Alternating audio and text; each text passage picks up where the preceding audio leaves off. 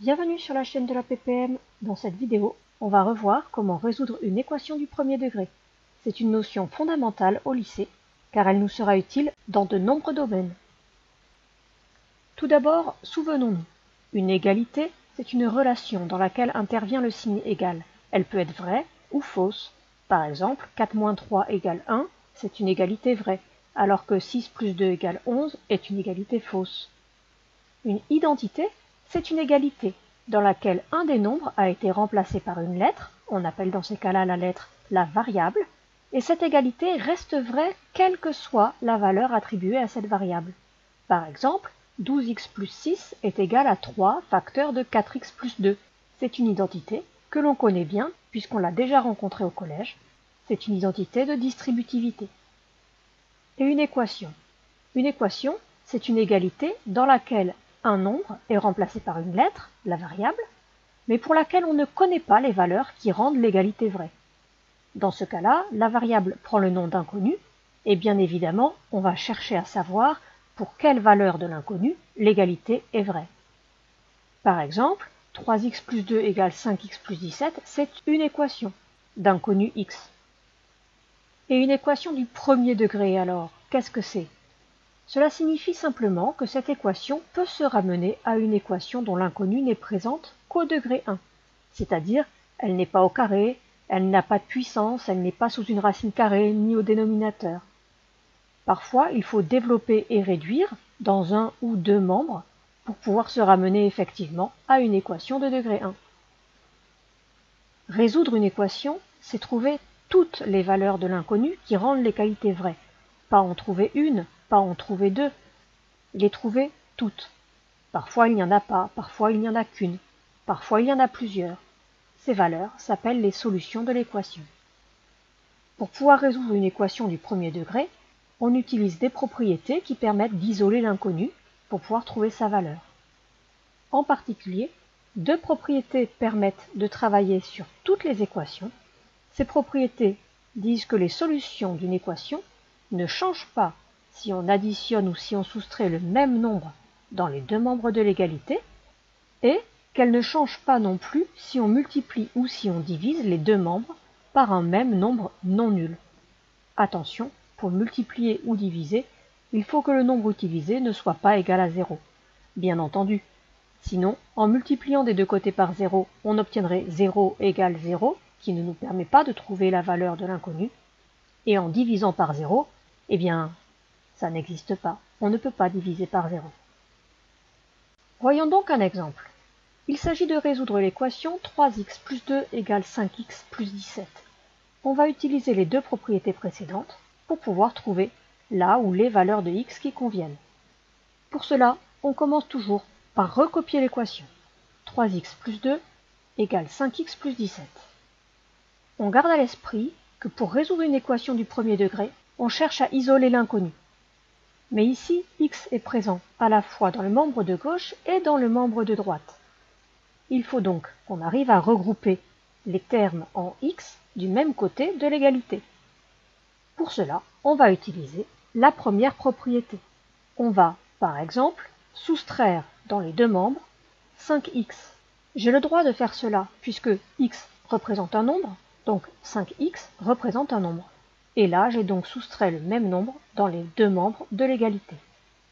J'obtiens donc une équation équivalente à la première, je le note, moins 2x plus 2 égale 17. De la même façon, puisque j'ai décidé d'isoler x dans le membre de gauche, il me faut donc me débarrasser du plus 2. Pour cela, je continue à utiliser la première propriété et j'enlève 2 dans les deux membres de l'égalité. La propriété m'affirme que je trouve encore une équation qui est équivalente, et cette équation est moins 2x est égal à 15. Mais ce que je cherche, c'est la valeur de x, pas la valeur de moins 2 fois x. Je vais donc utiliser la seconde propriété, qui me dit que je trouve une équation qui est toujours équivalente lorsque je multiplie ou que je divise les deux membres de l'égalité par un même nombre non nul. Ici, pour avoir x tout seul, il me suffit de diviser par moins 2. J'obtiens alors que x est égal à 15 divisé par moins 2. c'est-à-dire que x est égal à moins 7,5. L'équation proposée n'a donc qu'une seule solution, qui est le nombre moins 7,5. Je peux faire une phrase pour le dire, ou bien écrire que l'ensemble des solutions est le nombre moins 7,5. En effet, on note souvent grand S l'ensemble des solutions d'une équation ou d'une inéquation, et ici, les accolades permettent de montrer qu'il ne s'agit que d'un nombre isolé. Est-ce que vous avez bien compris? Pour le savoir, je vous propose de résoudre les équations ci-dessous. Vous pouvez par exemple mettre la vidéo en pause pour pouvoir faire vos recherches, puis la remettre en route pour avoir les corrections. Vous êtes prêts? On corrige.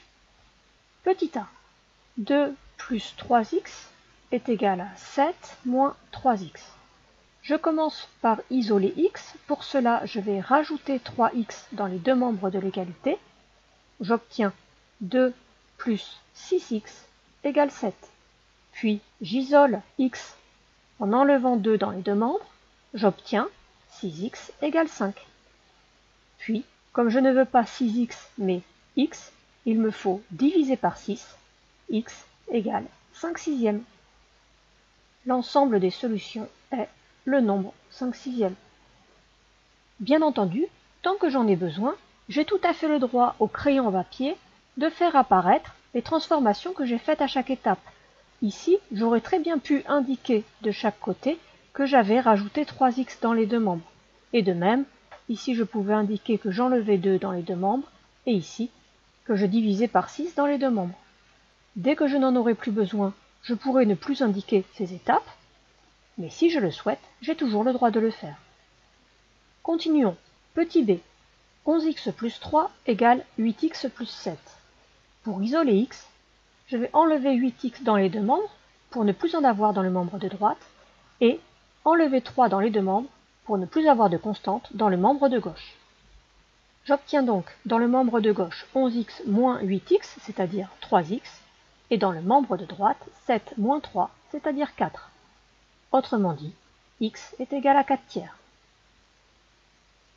L'ensemble des solutions de cette équation est le nombre 4 tiers. Comme dans le petit a, je donne toujours une valeur exacte et jamais une valeur approchée.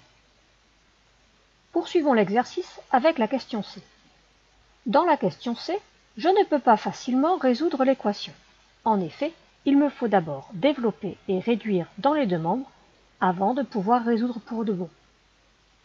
Je commence donc par utiliser la distributivité. J'obtiens 7x, puis je distribue le moins 1 dans la parenthèse, ce qui me donne moins 5x moins 3 égale, et dans le membre de droite, je distribue le 5, ce qui me donne 5x moins 15 plus 2. Ensuite, j'essaye de simplifier au maximum mon problème, c'est-à-dire que je vais réduire l'expression. Dans le membre de gauche, je trouve 2x moins 3, et dans le membre de droite, 5x moins 13. Et me voilà ramené à une équation du premier degré très simple qu'il me reste à résoudre maintenant. J'enlève 5x dans les deux membres, j'obtiens moins 3x moins 3 égale moins 13. J'ajoute 3 dans les deux membres, j'obtiens moins 3x égale moins 10. Et je divise par moins 3, j'obtiens x égale 10 tiers. Attention à la règle des signes. Comme tout à l'heure, si j'avais voulu, j'aurais tout à fait pu mettre au fur et à mesure les étapes qui m'ont amené à la conclusion.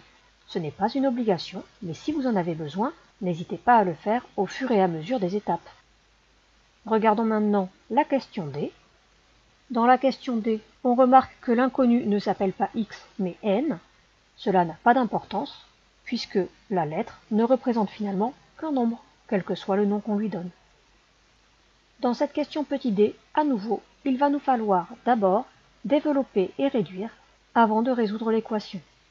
On obtient 7n plus 14 moins 3 égale 25 moins 3n moins 4. Attention à la règle des signes. On réduit cette expression. 7n plus 11 égale 21 moins 3n. Il ne nous reste plus qu'à résoudre en ajoutant tout d'abord 3n dans les deux membres, puis en enlevant 11 dans les deux membres, et enfin en divisant par 10. On trouve que n est égal à 1. L'ensemble des solutions de cette équation est réduite à une seule valeur, qui est le nombre entier 1. De cette vidéo, on retiendra qu'une équation est une égalité dans laquelle un nombre est remplacé par une lettre, appelée la variable, et pour laquelle on ne connaît pas les valeurs qui rendent cette égalité vraie. Dans ce cas-là, la variable prend le nom d'inconnu. On se souviendra aussi que résoudre une équation, c'est trouver toutes les valeurs de l'inconnu qui rendent l'égalité vraie. Ces valeurs s'appellent les solutions de l'équation. Attention, on sera amené à rencontrer des équations qui n'ont pas de solution, ou d'autres équations qui ont plusieurs solutions. Il existe même des équations dans lesquelles n'importe quel nombre est solution. Dans ces cas-là, elles s'appellent des identités. Enfin, pour résoudre une équation du premier degré, on se souviendra qu'il faut chercher à isoler l'inconnu et que pour cela, on peut additionner ou soustraire un même nombre dans les deux membres et multiplier ou diviser les deux membres par un même nombre non nul. Si cette vidéo vous a plu, vous pouvez mettre un pouce bleu et un commentaire sous la vidéo. À bientôt sur la chaîne de la PPM.